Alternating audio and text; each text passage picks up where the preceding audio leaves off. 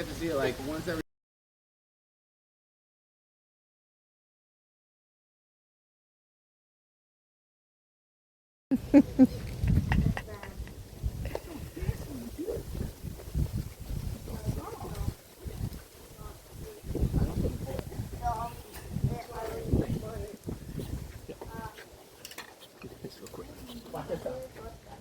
Hi, kitty.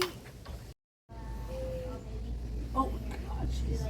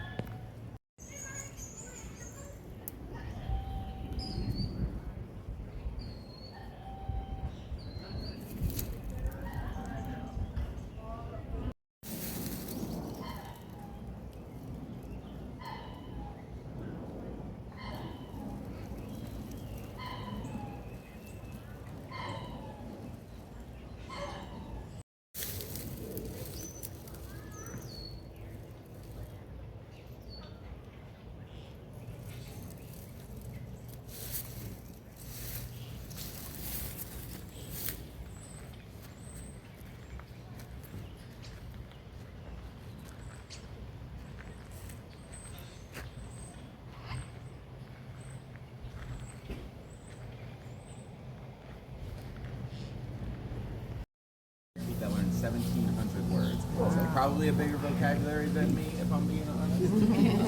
Very, very impressive.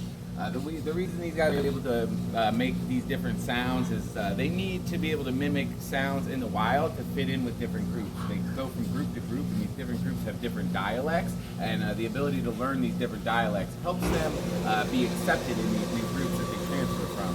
So that's over time allowed them to develop this mimicry and even make sounds that humans make. This guy over here, his name's Ozzy. He's a Jardine's parrot. Ozzy is another pet surrender. He came to us about a decade ago after outliving his owner. It's very common for parrots to outlive their owners because they are such long-living birds, about 50 to 60 years is average in the wild, but they've been seen living 70 to 80, sometimes 90 years or longer in captivity as well as a parrot. So when you parrot as a pet, it's a lifelong pet, especially if you were to get one somewhere in the middle of your life. It's almost guaranteed to outlive you. So notice if you do have a parrot as a pet, who your parrot is bonding with, because they may end up taking it from you if you pass away before them. Ozzy didn't have that, so he came to stay with us. I met him 6 years ago when I started volunteering here. The day I met him, he ran on my arm, perched on my shoulder, started biting me on my beard and giving me kisses on my face. So we've been best buds since the day we met. Parrots have a pretty cool, unique foot pattern. A lot of birds have 3 digits forward and 1 back, but they have 2 forward and 2 back, and those 2 backward-facing digits are like opposable thumbs, giving them really good dexterity and allowing them to use their feet just like we would use our hands. So that's why he's holding on to his food with his foot right there. Imagine if you could just hold on to your snacks with your foot like that. It does make them pretty awkward when they're walking on flat ground, but it's really cute to watch. Alright, we're gonna they have a lot of different names. There's a couple different subspecies, but they all pretty much look the same. They'll be like this reddish brownish color with that monkey shape. They're in the trees. That's where they live. They're arboreal, so that's where you'll look to find them. And they're nocturnal, so they're way more active at night. In fact, when I was in Costa Rica a few years ago, I woke up at 4 a.m. to the sound of like something hitting the roof of the bungalow I was sleeping in. And when I went outside, it was a bunch of kinkajous just throwing coconuts at the metal roof. So mischievous animal for sure. Where was that? Costa Rica. Oh. We don't want her to scratch you guys or bite you. These guys, when they do get aggressive, and they do choose to attack, they usually go for the eyes, the neck, the mouth, some of the most sensitive parts of the face. So even at a small size like this, they can do a lot of damage. And since we never trained her to do so, we don't take her out on tour. One of the reasons for that is because we got her at a very young age, 4 months old. She had been confiscated because she was illegally owned by someone here in Florida. They didn't have the right permit to own her. And it was, you know, during like the pandemic. These guys are closely related to humans. We didn't want to put her around humans when they're very young because they have a very weak immune system. So we didn't know.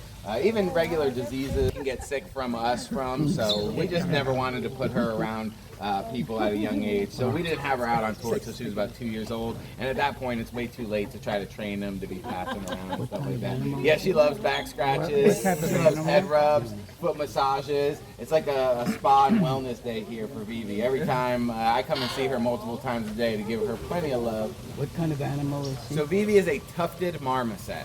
Marmosets, I think there's 20 species of marmosets, very tiny little monkeys. In fact, the pygmy marmoset is the smallest monkey on the planet. They weigh like 6 ounces when fully grown, but even the tufted marmoset weighs about a pound fully grown. So this is a tiny little monkey species, native to Brazil. All marmosets will be found in South and Central America, but this species is going to be mostly located in Brazil. That does make them a New World monkey, native to the Americas.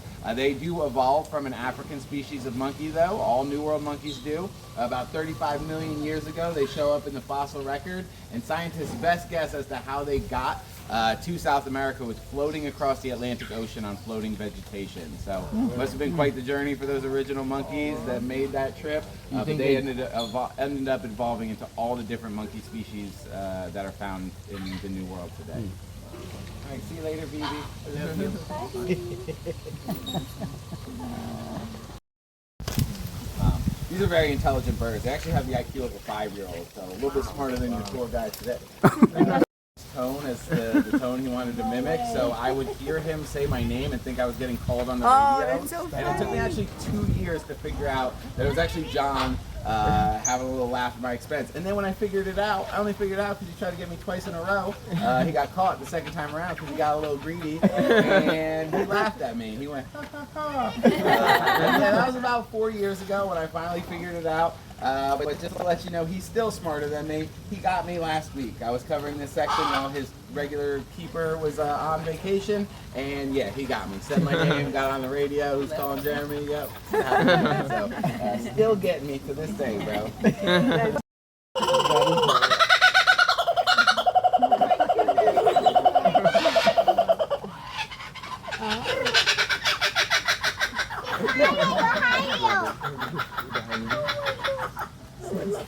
was awesome. Anybody else?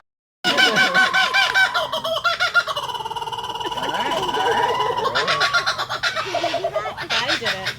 Yeah, I know. I always do Daddy with the kookaburra.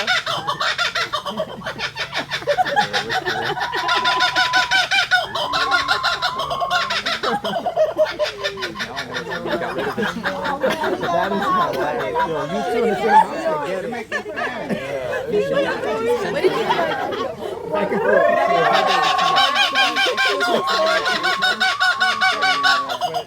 So they actually make 50 different sounds. But usually they'll end their sounds with A subtle laugh.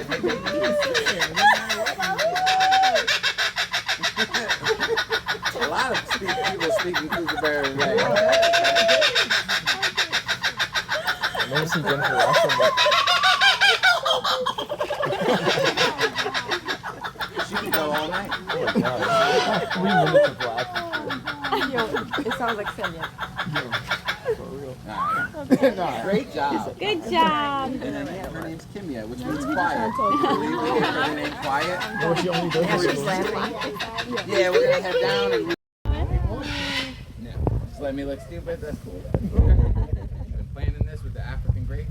But yeah, Rafiki, he came to us about 12 years ago after Alex. And Jack on the other side, he's 23. Are they different kinds of turtles? They're the same species, sulcata, or African spur-thighed tortoise.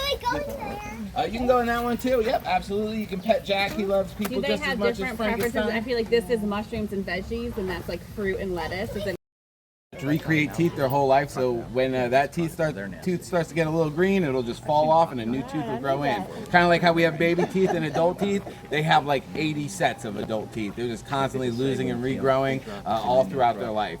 So no dentist bills for the Nile crocodile. Larry, he's been here for 24 years. We got him when he was 3 years old. His first 3 years he spent living in a bathtub here in Florida. This guy had bought Larry as a birthday present for his daughter. I'm sure she was misbehaving. And they kept Larry in their bathtub for 3 years. They didn't have an enclosure for him, so they donated him to us, and we've had him now for about 24 years. Crocodile. So he was not that big in the back. What? I found where one of the tortoises was digging. Oh, you found where he was digging? Okay, you got to point it out to me on the way out. What is he eating? So here he eats chicken leg quarters and rats, sometimes fish as well, but he has gotten to the point where he doesn't like fish if it has scales on it, so now we have to fillet it before giving it to him. He's getting a little bougie here. But yeah, his favorite food is chicken. Yeah. But yeah, these guys in the wild, they'll eat gazelle and zebras and any animal crossing waterways. In the wild, Nile crocs, especially some that live in like the Serengeti, there where you have these great migrations, they might gorge on food and eat like half of their body weight in like one migration season, and then that can be good for a crocodile for the entire year. They can go until the next migration season. They have a slow metabolism, which allows them to like maximize the nutrients from the food they eat, so they can go long periods without food. Here we feed him every week or two, but he pretty much lets us know when he's hungry. He just comes here, he sticks his snout right here, which means he's hungry, and we'll go, whoever sees it will go run and grab food, feed him until he's full. And he'll usually eat about 8 to 15 pounds of food in a sitting, every week or two.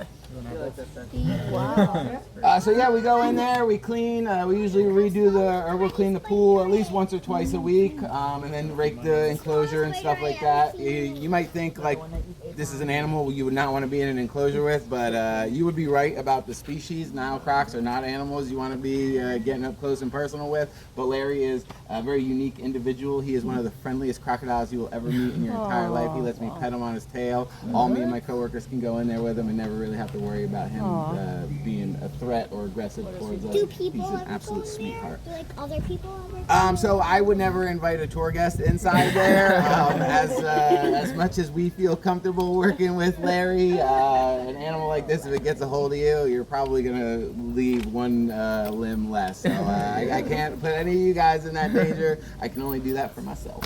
All right, we'll see you later, Larry. We'll talk later. I'm gonna take a gator out. We'll talk about the difference between crocs and gators. But remember, looking at his snout, how it's exactly snout. All right, we'll talk about it now. Crocodiles have more of a pointed, narrow snout, whereas alligators is more broad and rounded, shaped like the letter U. And the teeth. And the teeth. Yeah, you wanna go That's for right, it? girl. What's the difference between the teeth?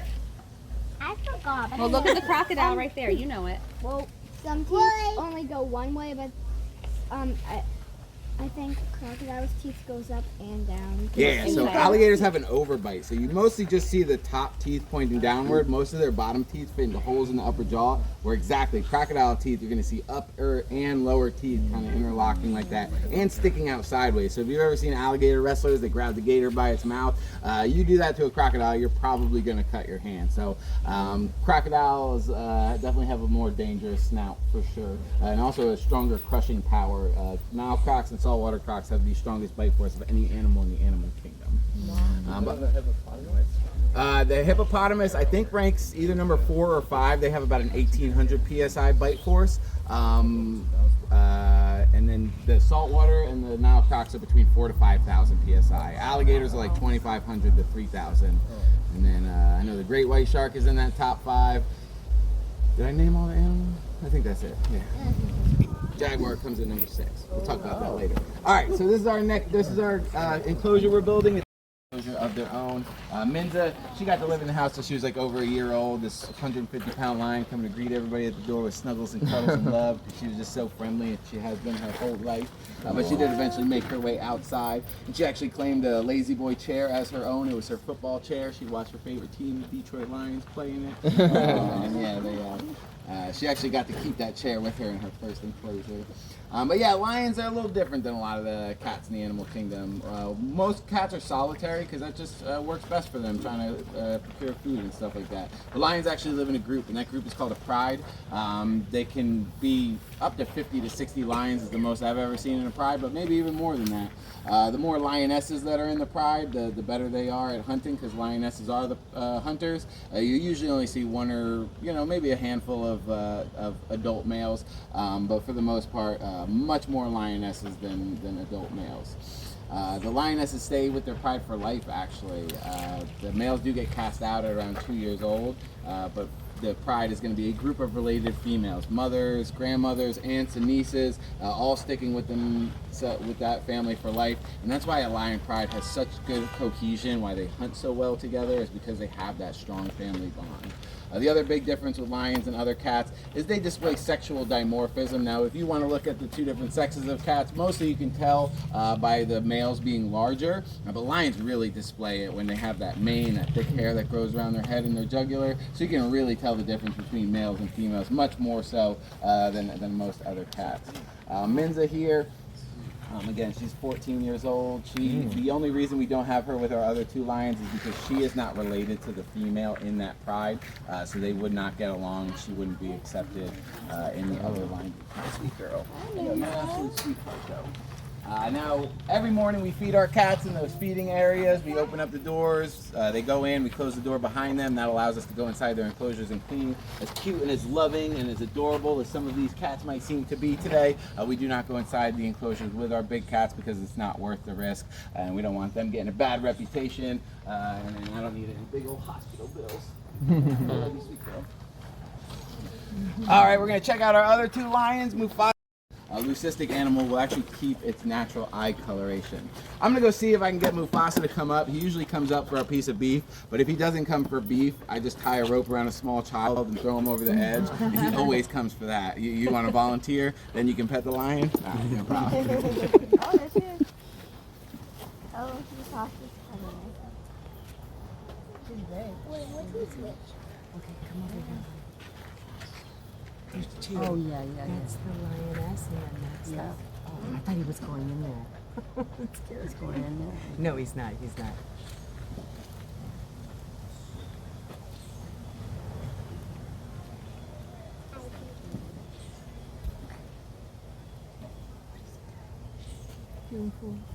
He's giving him food.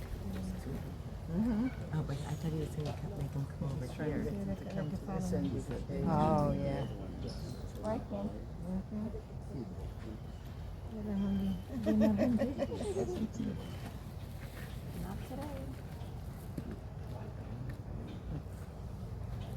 No, no. Oh. Come on. Don't get cozy. Don't get cozy.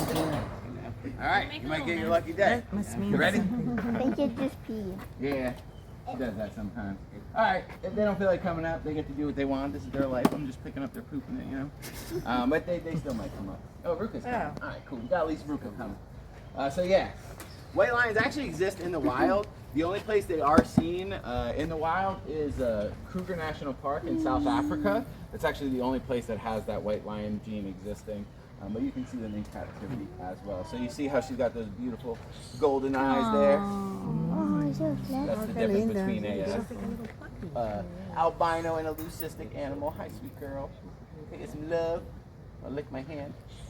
Yeah, thanks. One kiss, I'll take it. But yeah, Mufasa back there, he's 7. Ruka, she's 8. They were both donated to us from other facilities. Mufasa's pretty much in his prime. Like, when a lion is like 6 to 8 years old, that's the prime for a male lion. Their mane usually starts to grow in at about a year old, and it will continue to grow until they are 6. And that's when it's as thick and as full and as dark as it's going to get. Mufasa, you can come up, buddy. I got a piece for you if you want it. Most lions are found in Africa, but there is Asiatic lions as well, found in the Gir National Forest of India. So you can find some there. All right. I want to pet those ones too. You want to pet her too? Yeah. But you see how much bigger she is than Minza too. It's not. They usually eat around the same amount of food. She just happens to be bigger. She's just genetically bigger. Were there any cubs with, were they like? So we currently have her on birth control implants. They're temporary, so they last like 1 to 2 years. Because we're not trying to breed her into, we have enough animals, and we're not trying to breed into captivity. We try to just offer homes for ones that need them. But we don't want to make it permanent, so that's why we use the implants, because they're a temporary birth control. All right, see you guys later.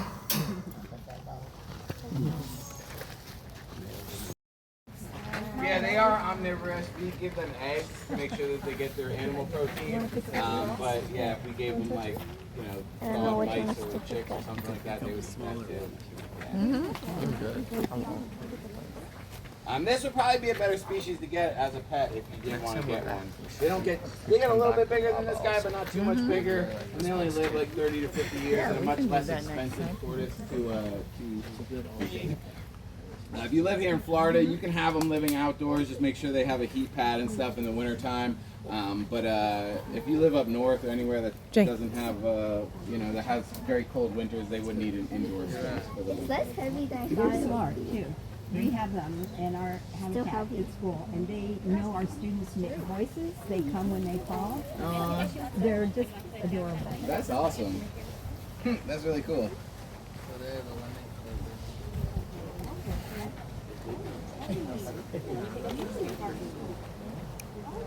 I said, you want to hold one? That's want to hold. So you want to hold? Yeah, so we soak them. We also use like a hydrating cream to make sure that their shells stay hydrated, because in the wild they're gonna go underneath a lot of brush so that their shells have like a lot of moisture. And since they don't have that here, we have to make sure that they do have hydration. She opened her eyes. Yeah. Still doesn't see. Very cute.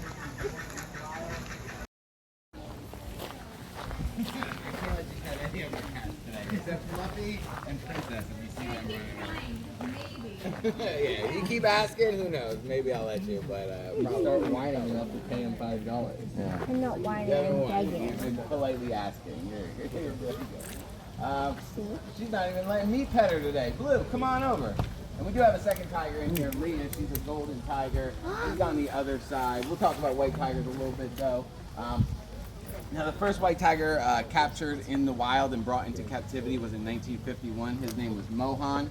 He was found in India, and he is the great-great-great-grandfather of basically every white tiger in captivity today. They almost all date back to his genetics. There's one lineage with a handful of others, but almost every white tiger you'll ever see is a descendant of Mohan.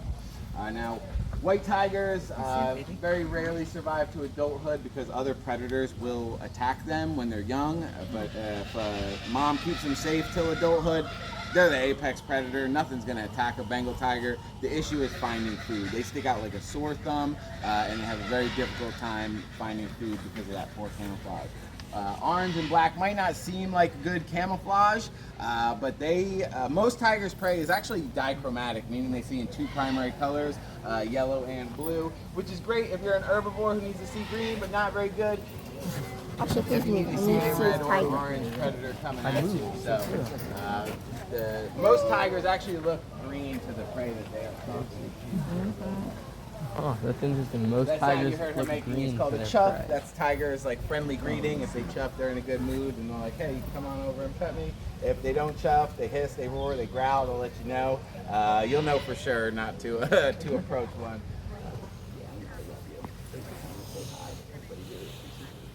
If you see the little white spots behind her ears, those mimic eyes. So tigers will view their prey as vulnerable when their head is turned away, so they have these little eye spots in the back of their ears. Some other cats do too. And villagers in India, where they're native to, will actually wear masks on the back of the head with faces facing backward to deter tiger attacks. I heard it worked very well for a few years, but the tigers have started picking up on it. So, it got them a few years though, you know. Gotta keep trying, keep adapting. All right, we're gonna go meet our other tiger. She's on the other side of the enclosure, so if you guys want to.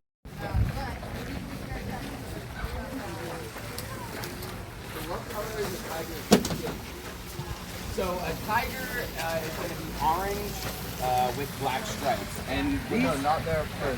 skin? So their fur is, the coloration on their fur is actually so thick all the way down to their skin. So if you were to take clippers and shave all her fur off, you're gonna see all of those stripes still on her body. You're gonna see all of that coloration still on your body. Probably not gonna see all of your arms still, but you will definitely see those stripes in that color. Is that also on zebras?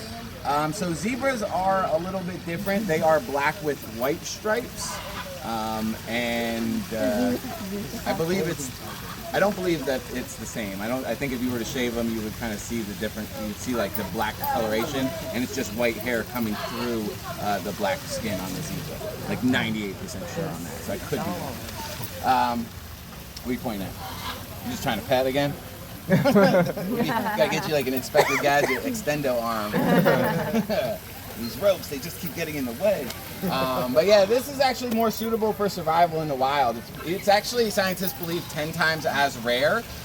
But they did, for the first time, see a golden tiger in the wild in 2016. Her name's Goldie, and she's still alive today, 10 years later, and actually had golden children of her own. So this golden coloration is actually better camouflage than the white color, even if it is 10 times as rare.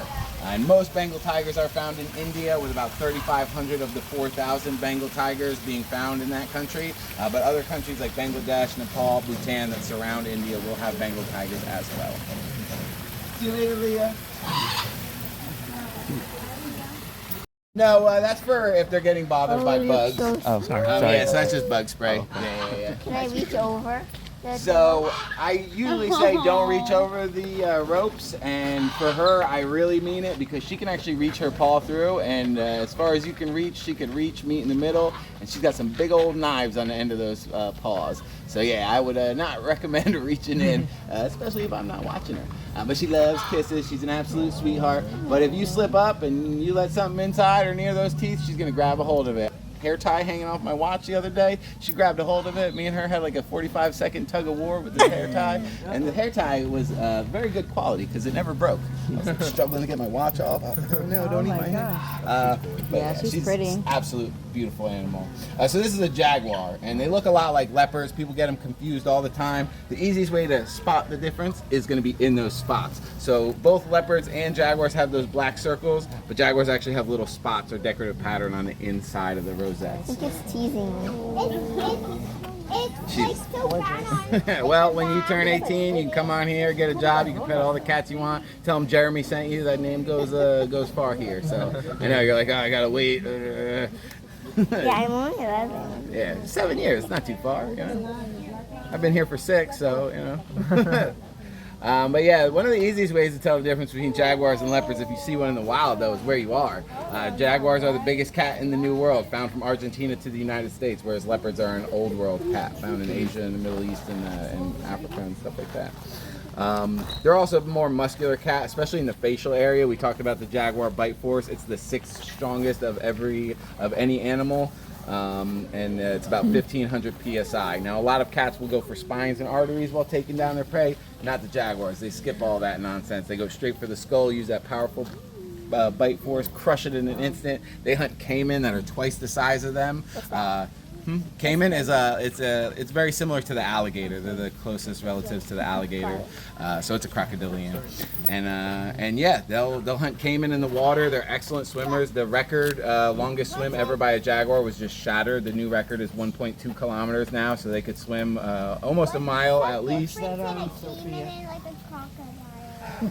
So we talked about the difference between alligators and crocodiles. So caiman are in the Alligatoridae family, so they are much more similar to alligators. They have the wider snout, just like an alligator, but they have bumpier osteoderms. So that's one way you can tell the difference. There's actually 6 species of caiman and 2 species of alligator, and caiman are going to be found in South and Central America, and crocodiles are found pretty much all over the globe, in the tropical areas at least, because crocodiles have more expressed salt glands, which allow them to water better, and that's why they have larger ranges and can travel across oceans and stuff, especially the American croc and the saltwater croc.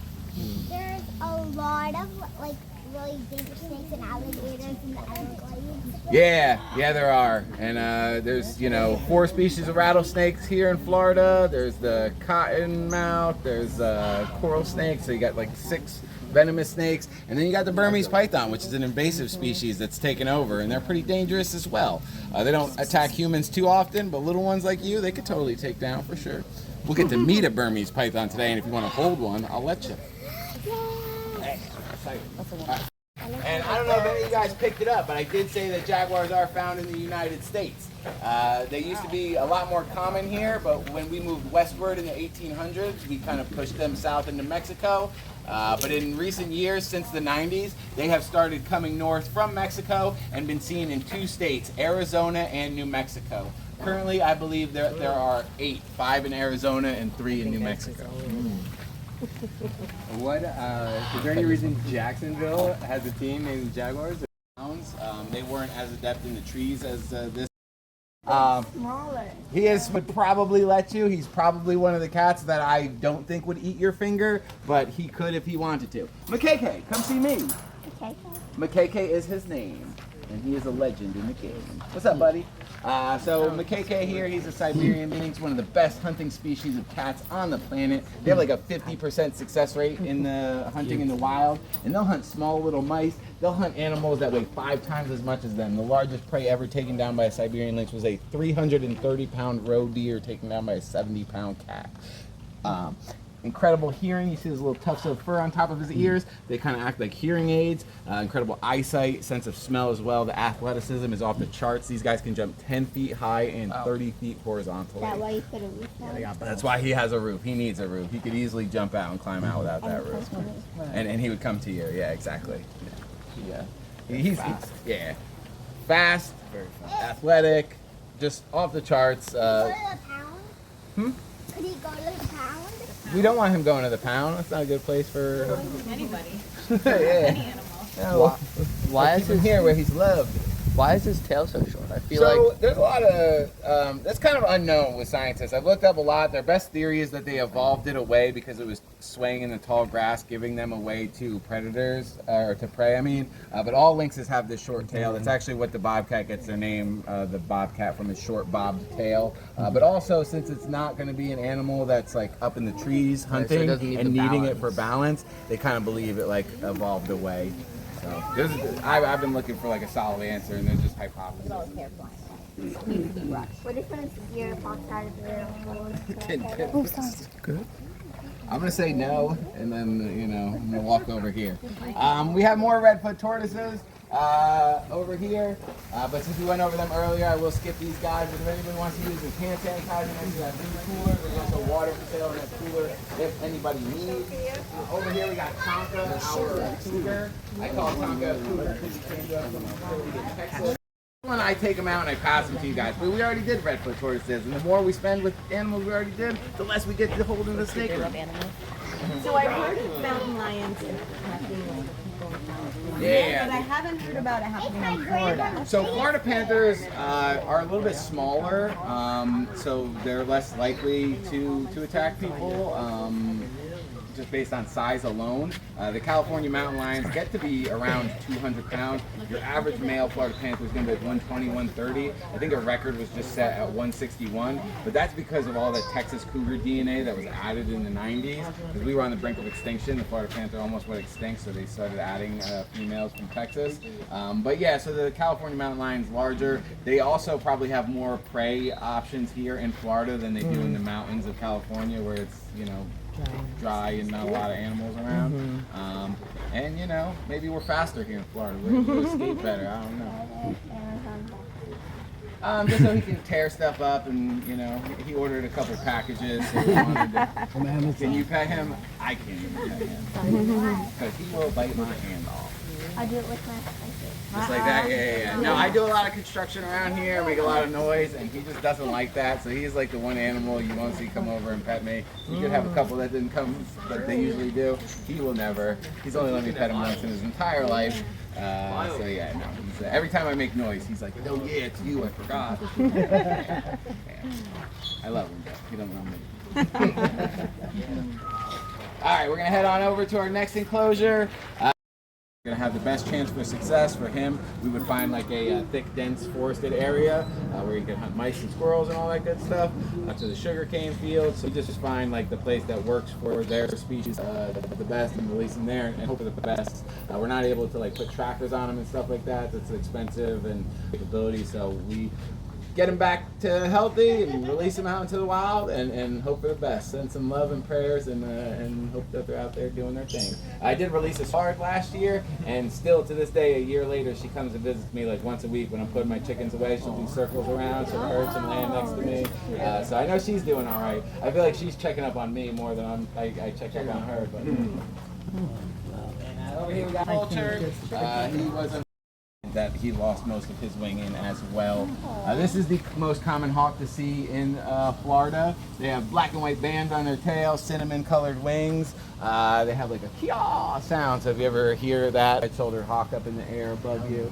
One of the reasons that they're so successful and they have such high numbers is because they will actually line their nests with natural insecticides like different types of wood, black cherry, pines, and this keeps flies from leaving larvae in their nests. Flies love to lay larvae in birds' nests since hatching skin is thin and easy for the larvae to bore into, but they just pick the right type of wood and are able to get their babies into adulthood at much higher rates than other birds by just the right type of wood choice. So very impressive that they're able to do that. See you later, Brad. All right, we're gonna head over here. We're gonna go Florida. While Dante was born at a facility in Florida, he spent his first 2 years living in Miami down on South Beach. He had a brother he was born with. When they reached adulthood, his brother was larger, so it started bullying him, not letting him get access to food, so they had to separate him, and that's when he came to us.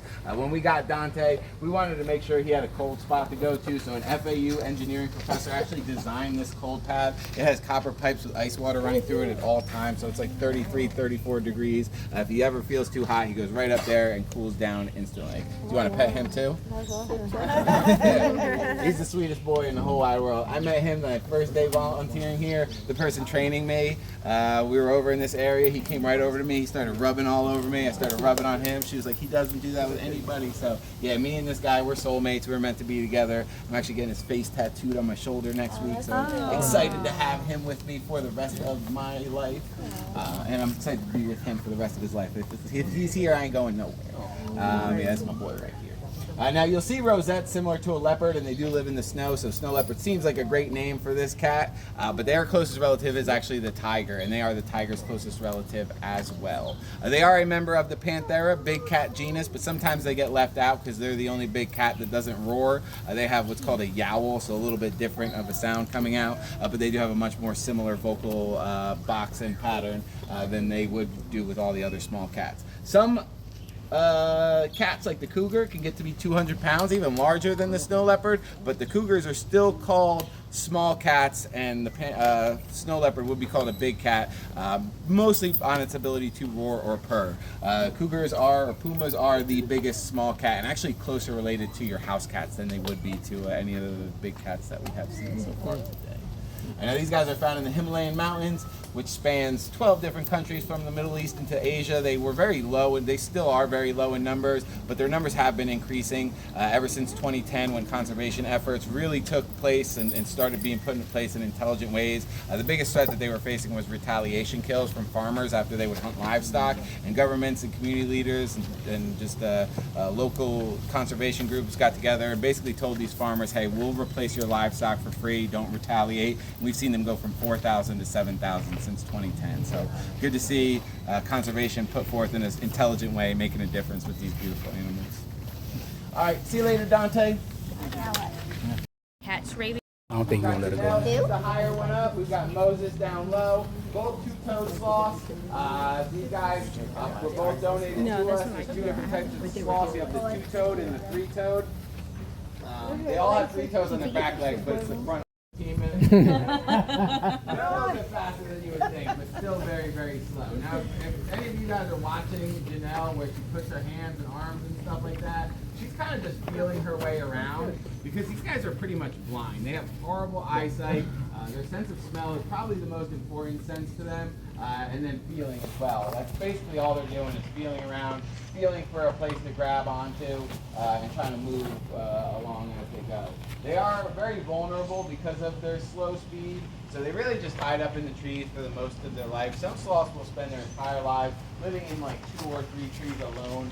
Come over this way. Yeah, let everybody see you better. The only time they really come out of the tree is when they go to the bathroom. Sloths will keep at the base of the tree that they live in, and most people ask, why not just go from high up in the trees, save yourself the trek down, but that would actually leave a trail for predators to follow, so they will make their way all the way down. Sometimes they burn 10 to 12% of their energy reserves just to go to the bathroom, but they only go to the bathroom about once a week. They can hold 1/3 of their body weight in poop at any given time. It stinks. Yeah, sloths have pretty smelly poop. It should have been picked up, but there might be a little bit of aroma hanging around for sure.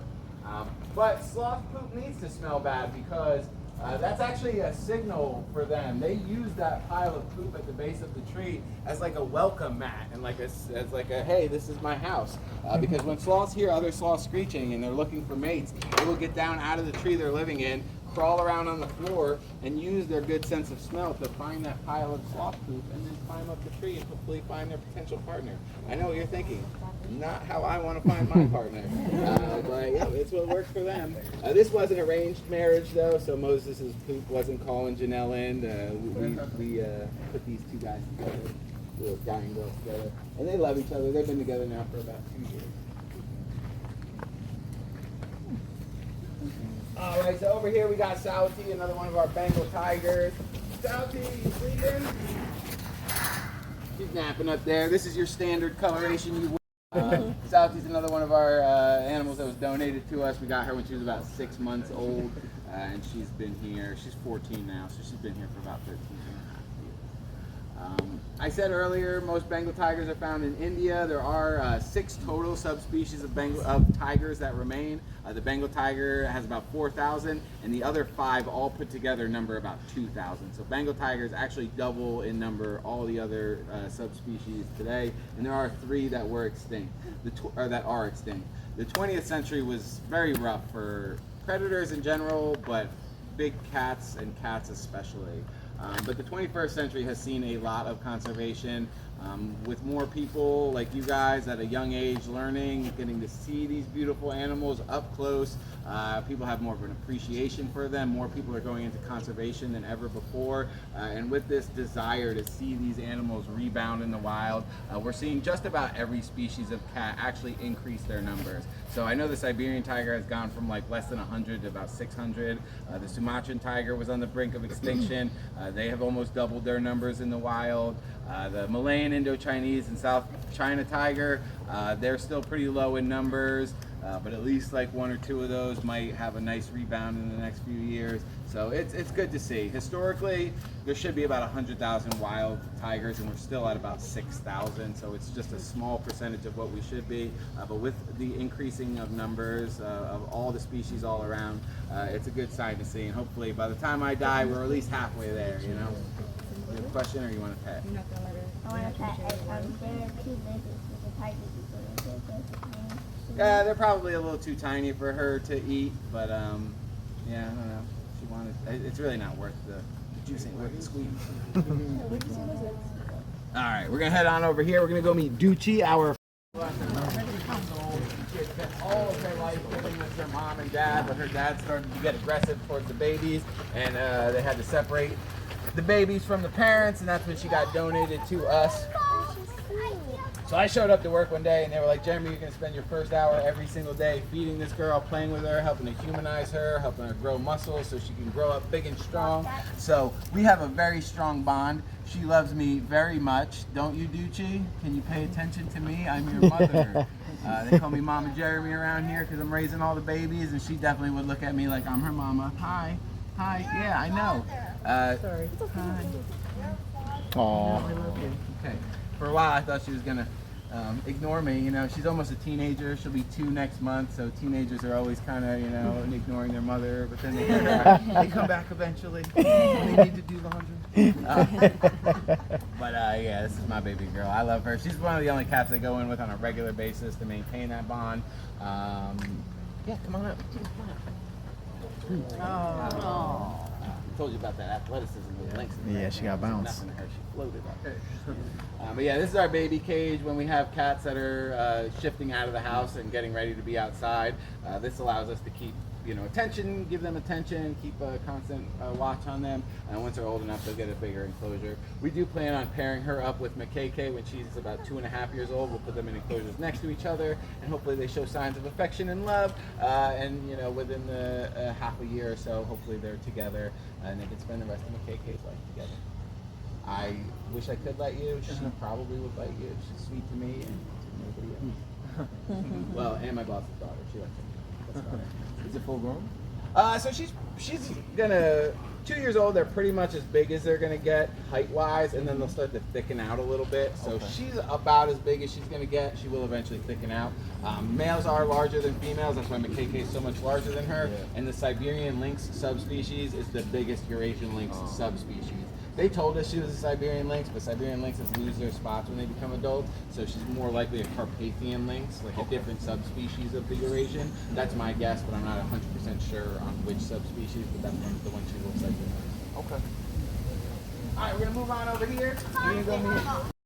So yeah, Crash was somebody's attempt at finding a wild fox baby, a little fox kid walking around the woods, or probably hiding in its den, waiting for mom to return, and they brought it home and tried to make it their pet. I do not recommend that. They are closely related to dogs, but unlike dogs that have been domesticated for 20,000 years, this is a wild animal. And there are places in the world that are trying to domesticate them. Yeah. There's a farm fox experiment that they did in Russia. They basically declared the red fox domesticated after like 35 years of a domestication process. And what they did was they bred the friendliest ones and just, they said after 30 years, okay, this is a domesticated animal.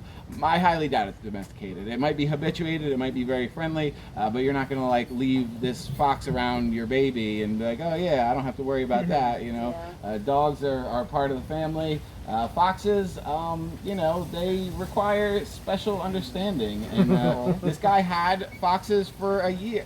He had Crash for a year. And after a year, he realized, oh, I've made a mistake. I shouldn't have this animal in my house. It's a wild animal. And so he brought him to us, hoping we would release him back into the wild. But he had been so humanized. He was so friendly. We would never be able to release him back into the wild. We were worried he would be taken advantage of. So that's why he stays here with us. We do take him out for exercise though. We'll put a leash on him and take him for walks about once a week, so he gets to meet all the other animals in the sanctuary. And then we do have a gray fox that he gets to socialize with, since socialization is a lot more important to a Canidae than it is to the Felidae. Most cats are solitary, but these guys kind of require that bonding of other animals. What's the lifespan? So they live about 10 to 15 years in the wild, and sometimes longer in captivity. It's pretty much the same thing for all cats too. Throwing his tail at you, his scent glands are on his wrist, and he uses his tail to flick and throw them. He's basically challenging you. And I say it's a lose-lose, because if you win, that just means you're smellier than a lemur, and if you lose, that means he gets to take whoever you came with, and that's his new partner. So I suggest taking the high road. Both these guys are going to be native to Madagascar. Siblings, the 3 siblings were all perfectly healthy, released back into the wild, but he's actually blind and isn't able to see, so that's why we can't release him into the wild. But he does well. He knows his enclosure, he knows where all his perches are, where his water and his food is. If we put him in the same place every day, he knows how to get into it. He's even started making friends with wild screech owls. There's one that's living in that house over there that I see him talking to every morning, and then my one coworker who gets here at 4 a.m. because she's crazy. She's the one in there.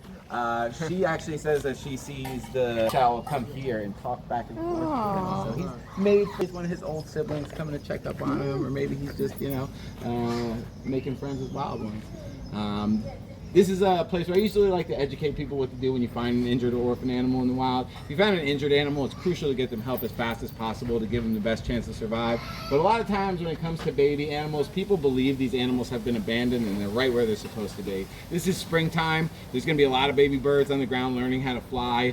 It's part of a normal life cycle. It's a critical part of their life. And people with good hearts and good intentions are a lot of times taking them away from their mothers, away from this critical junction in their life. And and bringing them to us. And we do good getting them back to adulthood and raising them and releasing them out in the wild. But mom's going to give them the best chance that they have to survive. Actually, yesterday, there's a common misconception if like a bird falls out of a nest, if you touch it, the mother will smell it, smell you on the bird and reject it again. That's a misconception. Literally yesterday, I was cutting that bougainvillea over there. I saw a tilted bird nest. I was like, oh no. I went to go look to see if it was an old nest or a new nest. There was one bird in it. I was like, well, that's not a lot of birds. Let me look. Found 2 on the ground. Put them both back in the nest. Found a nice place to prop the nest back up. Yeah. And I saw both cardinal parents come back to the nest, check on the babies, feed the babies. What happens sometimes is moms know things we don't, and she knows that there might not be something right with that baby, throws the baby out because she doesn't want to put energy to a baby she knows isn't going to make it, and people pick them up, put them back in the nest, and think because mom threw it out again, it's because of their scent. That's not the case. If you can get a bird back in its nest, great. If you can get a nest back up in the tree near where it was, that's the best thing you can do for these baby birds. Do baby birds drink water? Yeah, sometimes they'll have to have like, especially when they're really young. Oh, there's 2 peacocks in the tree.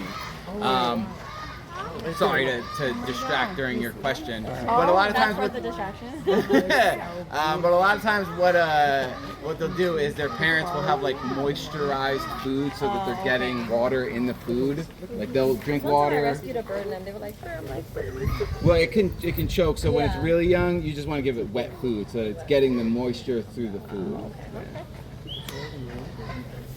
Are they supposed to be up there? Are they No, there's a neighbor that has peacocks, and I think they just stop here every once in a while. But it's very rare that I see them. I get 100 feet on the way down, but they can get up when they fly. Yeah.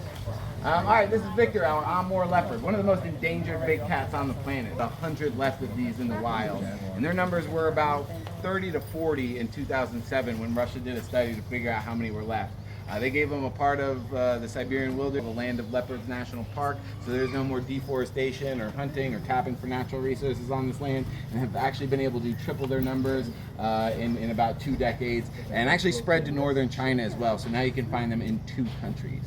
Their big difference between them and the other leopard subspecies is they'll grow in a very thick winter coat, about 3.5 inches thick to keep them warm in the Siberian winters. The Siberian summers do get to be, so animals like this and the Siberian lynx are acclimated for Florida weather if they never grow in their winter coat, which will never grow in here. Even our coldest days aren't cold enough to trigger that growth.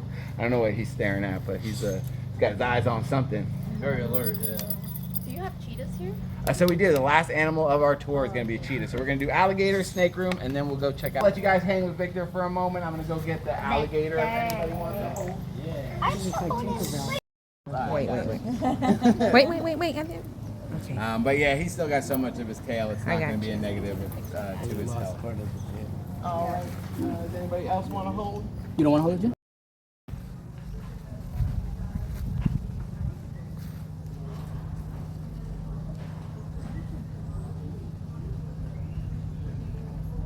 Yeah, I got a picture of you here and you got some chuckling doing that sound. Oh, was it? Asking for food. You hear one of those? I saw a rattlesnake telling you back up a little bit. He was talking to me. You guys come in. And then here, hold him right about there.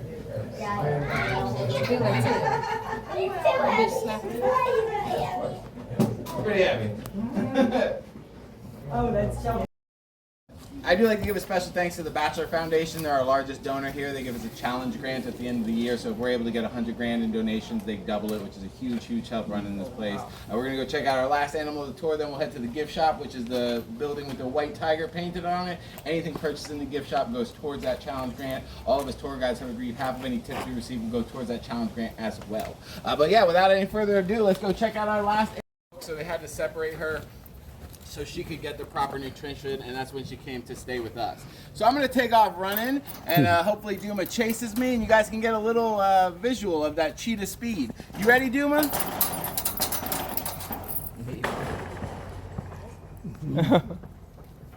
Don't stop running. Right behind you. I do this like 3 or 4 times, so I'm exhausted and winded and can't talk to you guys. Duma, what are you doing? Start from there. Oh. You gotta give me a head start. I'm a human. Yeah.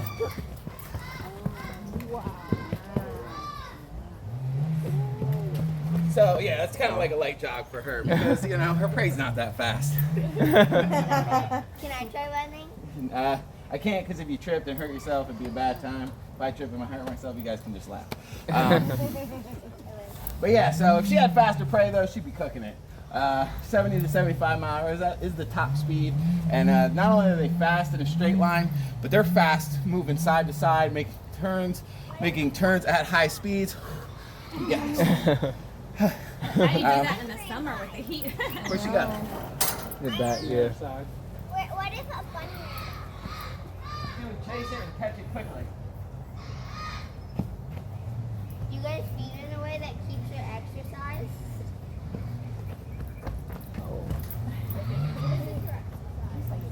So yeah, if you guys come down here, you get a better view of her. I can't keep doing this. No, not really. She mostly eats chicken and beef and stuff like that. Cats don't run for exercise, they run to catch prey. So conservation of energy is huge for cats. And even Duma, she loved running. She's a year and a half old now. She's like, I'm over it. If she's not doing it to catch food, there's no purpose for her to run. And that's kind of all cats in the wild. Dogs, wolves, and stuff like that, they will run long distances to catch prey. And they have a lot more endurance. Cheetahs have about 30 seconds max of top speed running, and then they are gassed. So she's got about twice as much in her as I do. But yeah. Do you guys give her food in a way that would make exercise? So I do go in there with her, and I'll throw balls around and stuff so that she can chase the balls, and she does still get exercise a little bit. But her food we give to her in a more controlled way. Oh, she's hunting somebody else over there. Her favorite So person. was she running after you because she thinks like I gave myself up as prey. you did? For So your that's guys' why. entertainment. Yeah. I gotta go in there later with her, and hopefully I still live. You know. So even though like she was chasing after you to eat you, you could still go in there? Yeah. She's sweet. She's tolerable of me. Sometimes when I'm in there, she'll run at me, and I'll be like, oh no. Oh Today's no. the day. She's coming. Her enclosure goes all the way down there. So I'll see her coming, and I'll just stand in one spot like, hopefully she turns. And she always does. She gets 5 feet away, hits this hard 90-degree turn. They use their tail like a boat rudder to turn in these quick directional turns. They also have semi-retractable claws, so they have traction while they're running. But yeah, she's messing with me. She likes messing with me.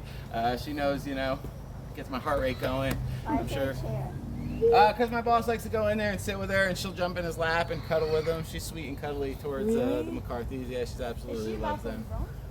She's a year and a half, so she'll keep growing until she's about 2, and then she'll thicken a little bit. So she's almost as big as she's going to get, but she is still going to get probably about 10 to 15% larger. And she just hops in his lap on the chair and snuggles. Yeah, it's the sweetest thing. Yeah, they actually shared a bed together when she was a baby, so she loves him. Yeah. Do you male and female cheetahs do the hunting, or? They're solitary, so they are gonna both be, the females are taking care of the babies.